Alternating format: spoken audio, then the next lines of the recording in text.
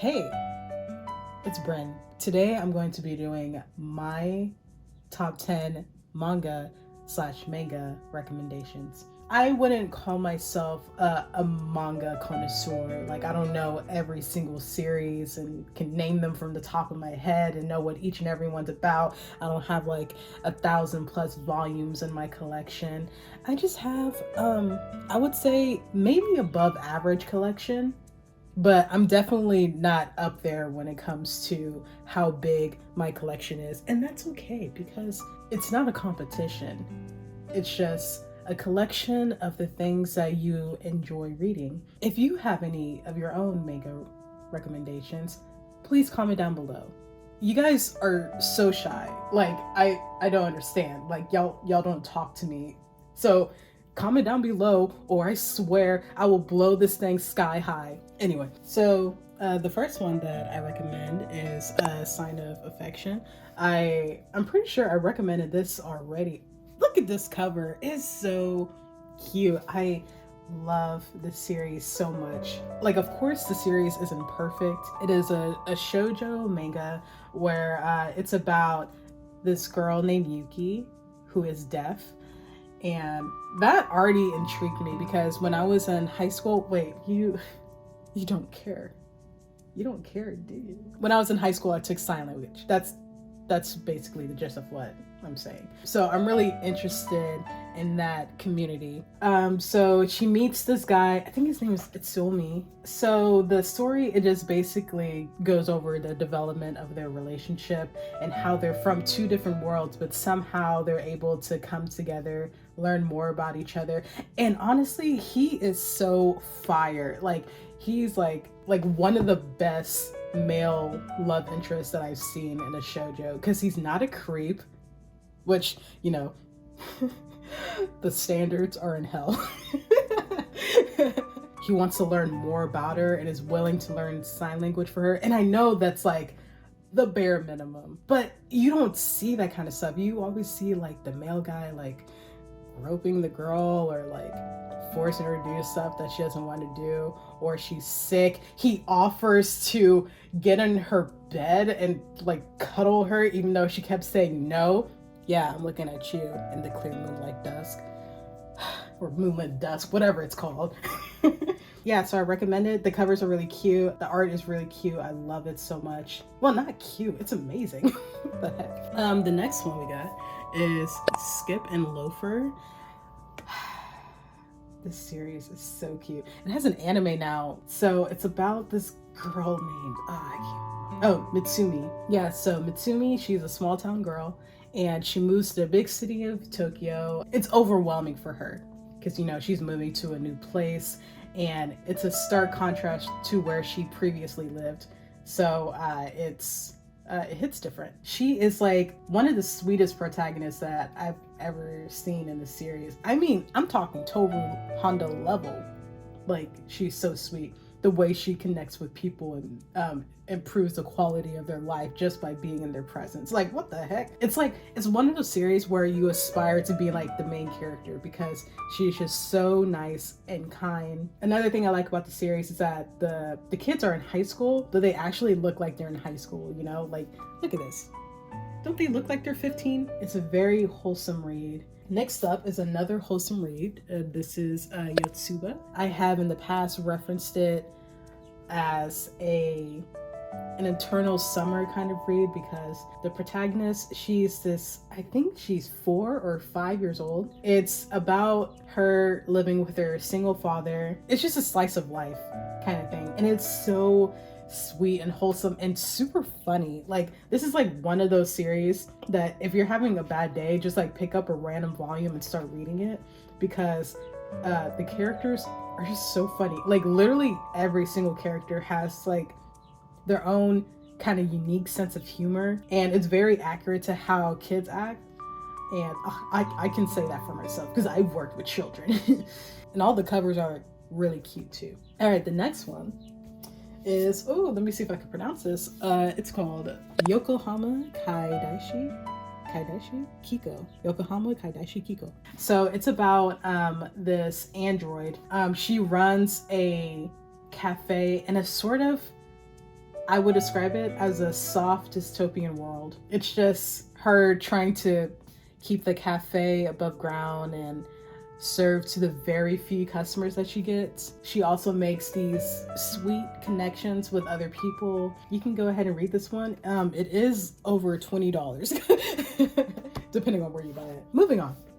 The next one is To Your Eternity. I still don't know how to describe it, but because I'm still not really sure what is going on. I'm only on volume 3. Like, give me a break. An orb was cast onto the earth after metamorphosing. After metamorphosing.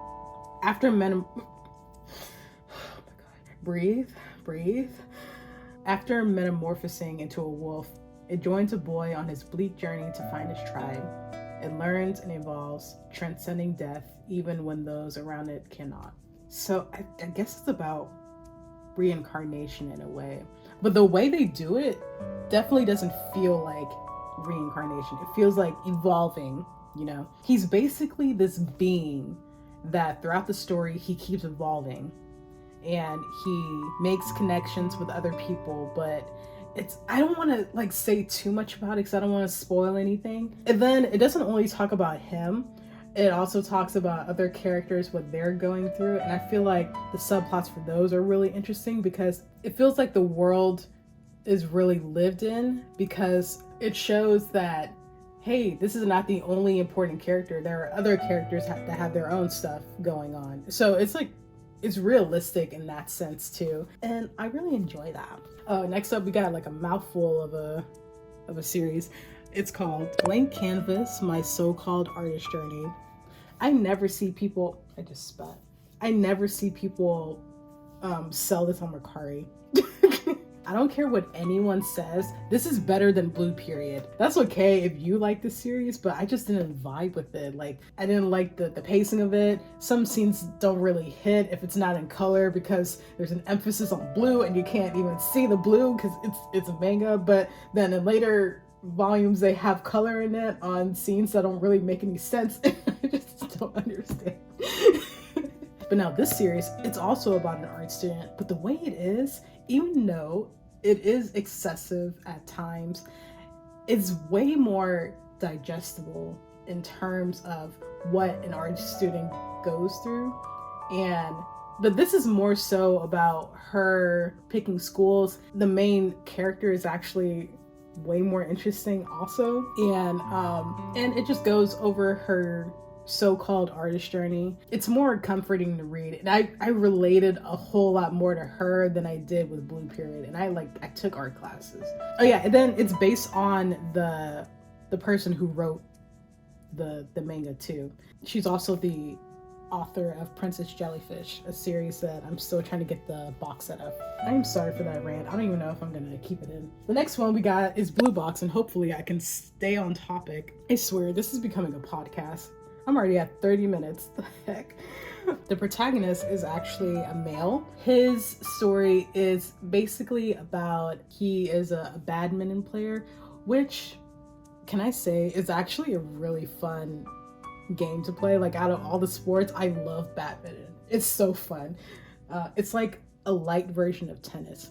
But the way that he does it, it's like he's playing badminton with a football. You know, he's really intense sometimes. His goal is that he wants to go to nationals. And the reason why he wants to go to nationals is so that he can feel that he's worthy to go out with this girl that he has a crush on. The girl happens to be a senior, I think. She's at least 1 year older than him. He feels the only way he'll be worthy of her love, essentially, is to go to nationals and, you know, impress her that way. So he's like training hard, you know, to impress this girl. It's really sweet. I don't know how they did it, but they made it in a way that it wasn't cringy that he's doing this for a girl. Next, we have Perfect World. This one is a bit of a heavy read. This series was initially a one-shot. So when you read volume 1, it's going to seem rushed, but that's because it was a one-shot at first. But at the same time, when I read it, it kind of makes sense that it would have ended the way it did. But this is actually a 12-volume series. It's about Tsugumi, who Years after high school, she's like in her mid-20s, and she reunites with Itsuki, only to find out that he's now in a wheelchair, even though in high school he used to be a sports prodigy and all that jazz. And this is kind of a shock to her, because she's like, dang bro, what happened? Why can't you walk anymore? And I think he was in some kind of accident. Yeah, I think it was a car accident. It's always a car accident.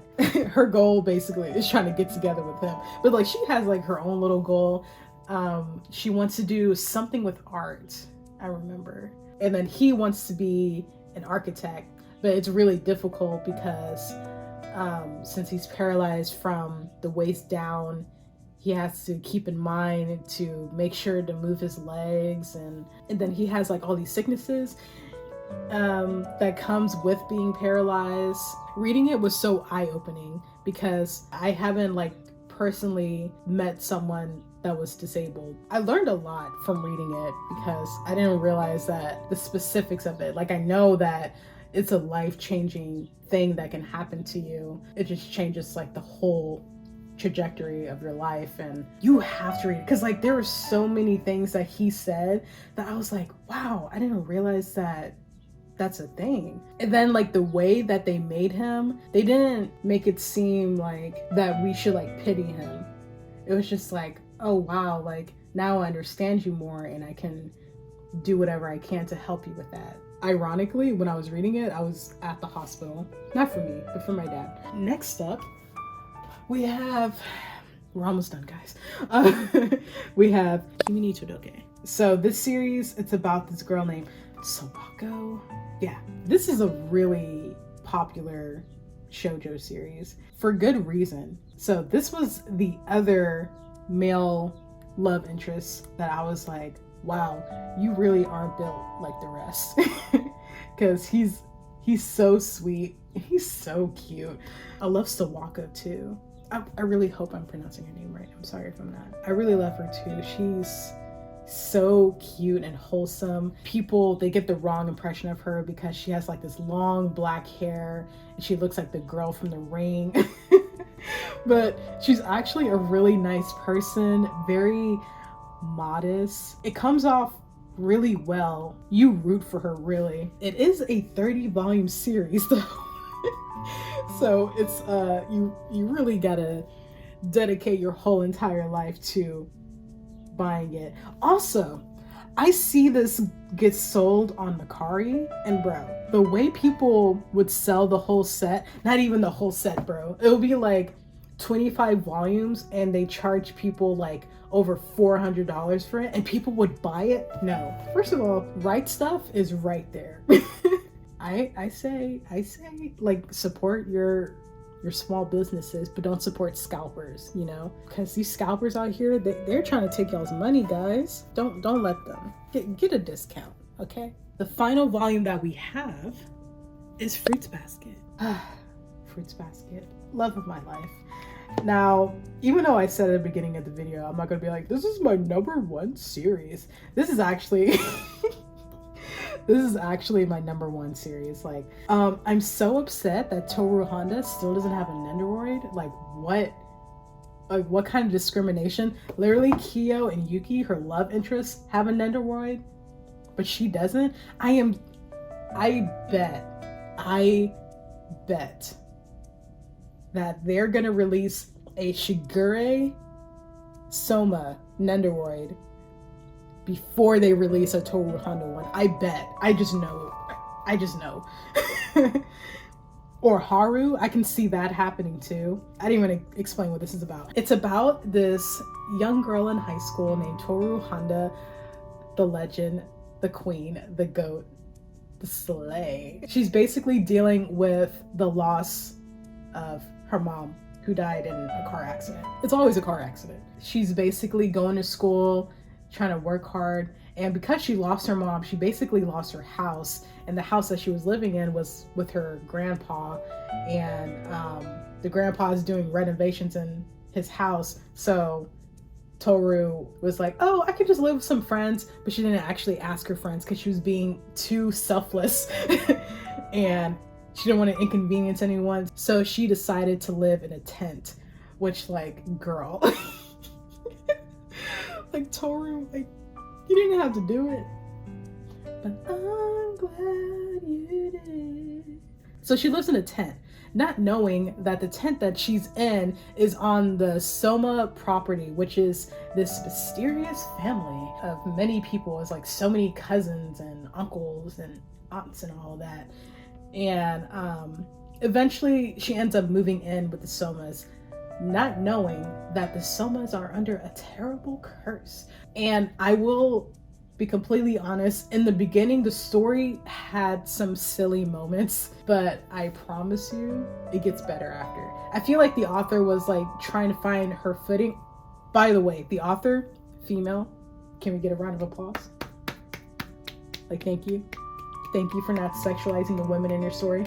There are like way more other aspects to the story which shows the family suffering. Bro, if you like Fruits Basket, comment down below, because I'm gonna talk about it with someone that's read it. Annie. Don't watch the first rendition of the anime. It was really bad. We don't talk about it. Watch the latest one and get the views up so we can get a freaking Toru Honda Nenderward. Like, I am so sick. Those are the top 10 manga that I recommend. You don't have to get these. You don't even have to check it out. But I just wanted to make this video because I feel like they deserve some attention, you know? If I were to recommend like my top 3 that I need you to go see: Fruits Basket, Yotsuba, and Skippin' Loafer. Those are like a safe 3. Well, Fruits Basket, it might not be for everyone. So I hope you enjoy the video. If you like the video, please give it a like. Thank you for watching, and thank you for being here. Really. Comment down below your manga recommendations. I swear, if y'all don't talk to me in the comments, I'm gonna be so mad. All right, have a wonderful day. God bless. Bye.